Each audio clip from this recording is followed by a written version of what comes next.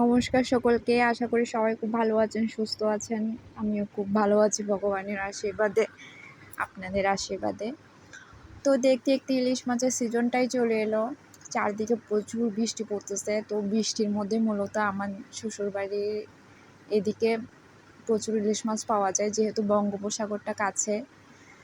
তো আমি বিয়ের পর থেকেই দেখে আসতেছি, মানে যখন নতুন বিয়ে হয়েছিল তখন দেখছিলাম একসাথে প্রায় 14টার মতো ইলিশ মাছ আনছিল, 14-15টার মতো। আমি দেখে হা হয়ে গেছে, আমি কখনো এরকম মানে এতগুলো ইলিশ মাছ একসাথে দেখি নাই।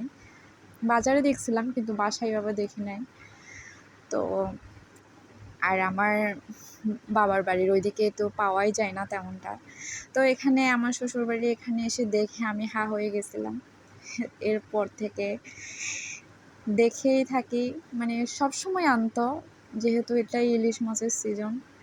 তো প্রথম আমি তো বিয়ের আগে পারতামই না ইলিশ মাছ কাটতে। তো চেষ্টা করতে করতে এখন পুরোটাই শিখে গেছি ইলিশ মাছ কীভাবে কাটতে হয়। তো ভাবলাম কি, এতগুলো ইলিশ মাছ যখন আজকে বাসায় চলে এলো প্রথম, তো আপনাদের ভিডিও করে দেখিয়ে দিই। আমার শ্বশুরবাড়ির এলাকাটা কিছু পাও আর না পাও, এই সিজনটাতে ইলিশ মাছ পাওয়াই যাবে, ভরপুর ইলিশ মাছ পাওয়াই যাবে। তো আমি কেটে তেলটা আলাদা করে নিচ্ছি। ইলিশ মাছের পেটে অনেক তেল থাকে।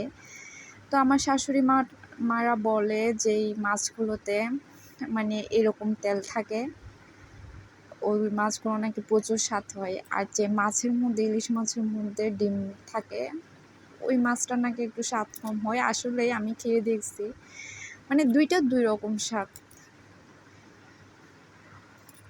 তো এগুলো ইলিশ মাছগুলোতে তেল আছে, তো আমি তেলগুলো আলাদা করে নিচ্ছি। আর মাথাটা কেটে আমি আলাদা করে ছাড়িয়ে নিচ্ছি। এরপর কাঁচিটা দিয়ে আমি আঁশগুলো ছাড়িয়ে নিচ্ছি।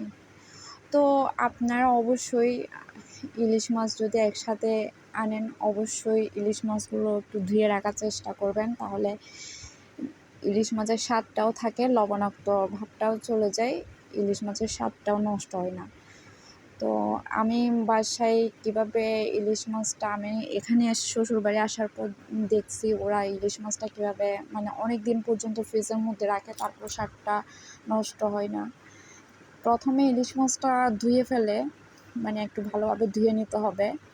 আঁশ ছাড়ানো লাগবে না, শুধু ওই সমুদ্রের লবণাক্ত পানিটা চলে যাওয়ার জন্য একটু ধুয়ে ভালোভাবে। তারপর আমরা তো পলি ব্যাগ তো চিনি, তো পলি ব্যাগগুলো আমরা মুড়িয়ে আমরা ইলিশ মাছ একটা একটা করে ওইভাবেই ফ্রিজের মধ্যে আমরা সংরক্ষণ করে রেখে দিই। তো এরকম ইলিশ মাছ অনেক দিন পর্যন্ত ভালো থাকে, স্বাদটা নষ্ট হয় না। অনেক সময় তো ফ্রিজের মধ্যে মাছ থাকলে স্বাদটাই চলে যায়, তো খেতেও তেমনটা ভালো লাগে না। তো এভাবে রাখলে ইলিশ মাছের স্বাদটাও থাকে, অনেক দিন পর্যন্ত ফ্রিজেও রাখা যায়। আর এই মাছগুলো আমি কেটে রেখে দিচ্ছি, মানে কেটে কুটে রেখে দিচ্ছি, কারণ ইলিশ মাছগুলো এই সপ্তাহের মধ্যে খাওয়া হয়ে যাবে। তো সেটার জন্য যাতে রান্না করার সময় তাড়াতাড়ি পিস করে রান্নাটা বসিয়ে দিতে পারি। তো তার মাঝে ভাবলাম কি আপনাদের সাথেও বিষয়গুলো শেয়ার করি, যেহেতু আমি ইলিশ মাছের দেশে আছি। তো এইটুকুই আপনাদের দেখানোর চেষ্টা। আমার কাছে দিয়ে কেমন জানি ইলিশ মাছের পাখনাগুলো কাটতে খুব ভালো লাগে। আমার মেয়ে তো দেখেই খুব খুশি হয়ে গেছে, মা ফিশ ফিশ। আমার পাশে বসেই ছিল, কিন্তু ভিডিও করার কেউ ছিল না তেমনটা, তো সেজন্য আর মেয়েকে দেখানো হয় নাই। তো এই আমার ইলিশ মাছ কাটা কমপ্লিট। আমি এখন ধুয়ে ধুয়ে সব কিছু পলিথিন মোড়াই আমি রেখে দেব, পলি ব্যাগ মোড়াই।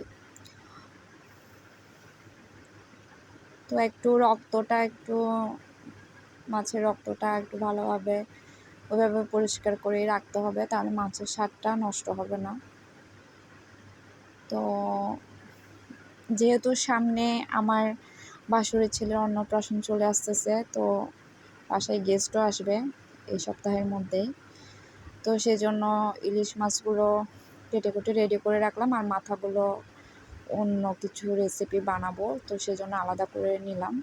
আর মাছগুলো আলাদা করে একটা পলি ব্যাগের মধ্যে আমি ঢুকিয়ে নিচ্ছি এভাবে। যেহেতু এই সপ্তাহের মধ্যে রান্না হয়ে যাবে, তাই আলাদা আলাদা করে মোড়াচ্ছি না। তো এগুলো জায়গায় রেখে দিছি। এখন মাথাগুলো একসাথে নিয়ে নিছি। তো বাসায় ইলিশ মাছ আনলে এভাবে সংরক্ষণ করি। তো নমস্কার সবাই।